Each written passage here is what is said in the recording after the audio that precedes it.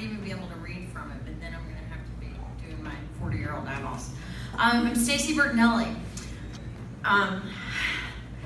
Of all the gin joints and all the boroughs in all of London, I had to walk into all of them. Not all in one day. I had 4 days to do this. But the first question people ask me is, what were you doing in London for 4 days? And I can assure you it was not a business trip.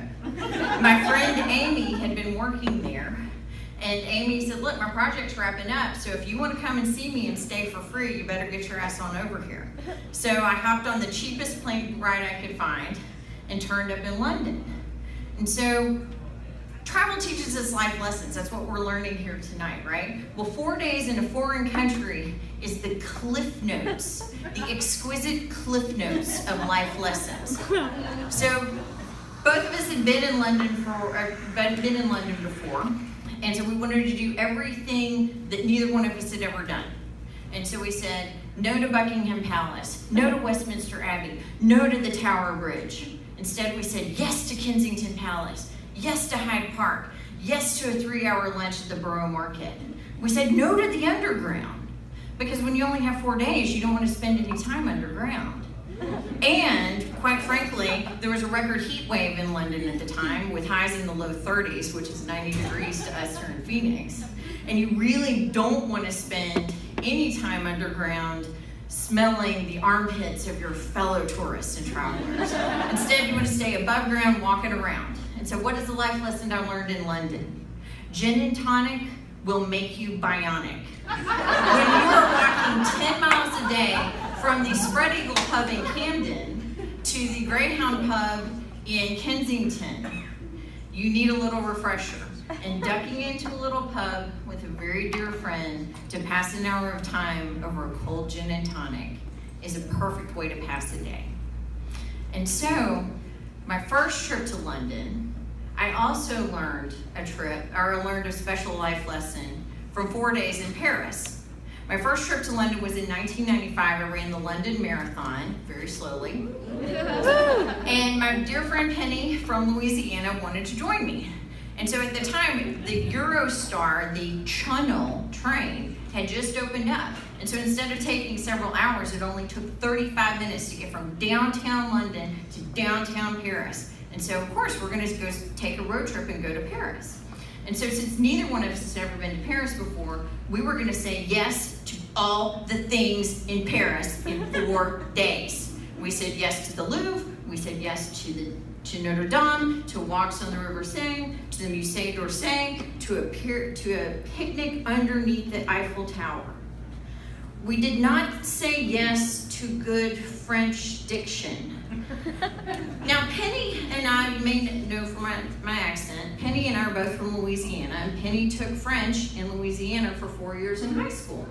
And sadly, her translations did not get us back to the Gare du Nord on time, and we found ourselves running through the train station like breakneck speed, like O.J. Simpson back when he was cool. And we're looking frantically for Le Eurostar, and we can't find it, but we see a sign, and we see a dude wearing a Eurostar hat, and Penny runs up, "Où est le Eurostar?"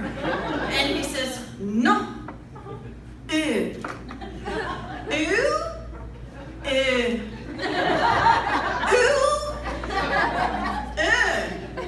I shoved Penny out of the way and said, "Where is the motherfucking Eurostar?"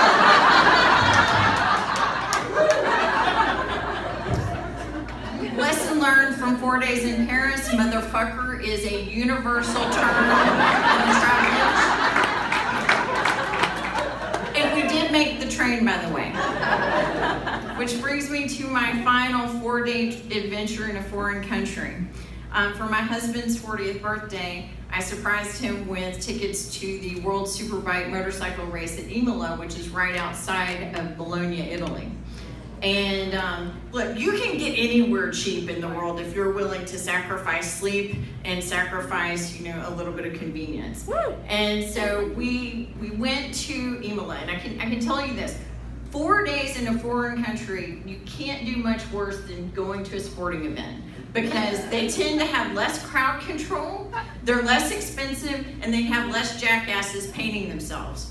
So I was on this train that I realized we had passed the 4 best days we could in a foreign country. We'd eaten great meals, we'd had a good time, and I wanted a souvenir. So we went to this incredible little Salumeria, which is like a butcher shop, to get some salami or bologna from Bologna. And in fact, I got some prosciutto. But while we're standing there, I looked at my husband and said, I don't think they're gonna let us back on the airplane with this. I don't think they're gonna let this through customs. And the butcher's like, no, sotto vuoto. Well, now I took Italian in college, and you know where this is going. So I'm like, sotto vuoto, vacuum sealed. So we get on the airplane. My husband's like, you don't need to declare that. I'm like, I kind of think I need to declare it. Either way, just be on the safe side. And as we're walking off the plane, we go into customs, and he's like, you didn't need to declare that. Meanwhile, the guy in front of us has a string of sausages ripped out Beaumont, has a string of sausages ripped from his carry-on, and they say, that'll be $200, please, we accept checks or cash or credit cards only. So I hand the man my prosciutto, and he basically takes it and throws it in the trash, to which my husband says, bye-bye, sausages. Which in Italian translates to ciao, salsicce. Or in the universal the universal language of travel, that motherfucker just threw away my prosciutto. Now, many will ask me, why would I only spend 4 days in a foreign country? That's no vacation at all. And no, it's not a vacation. I can only say it's an adventure. Thank you very much.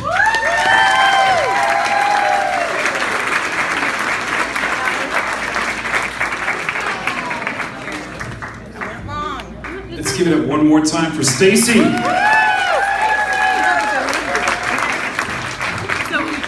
you don't live in Okay.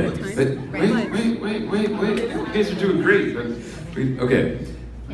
Rachel, what was we did get a bell ring. What was the time for that? 6:40. Okay. So, by the way, Stacy, what we call that is we call that doing it for the story. Yeah. So let's give it up for her for doing it for the story. All right. Okay, judges, what do we got? Thank you. We have from high to low an 8-8, an 8-8,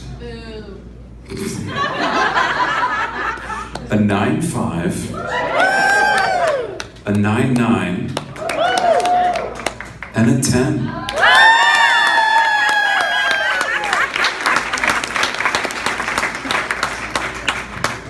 Audience, you always amaze me. Thank you. All right.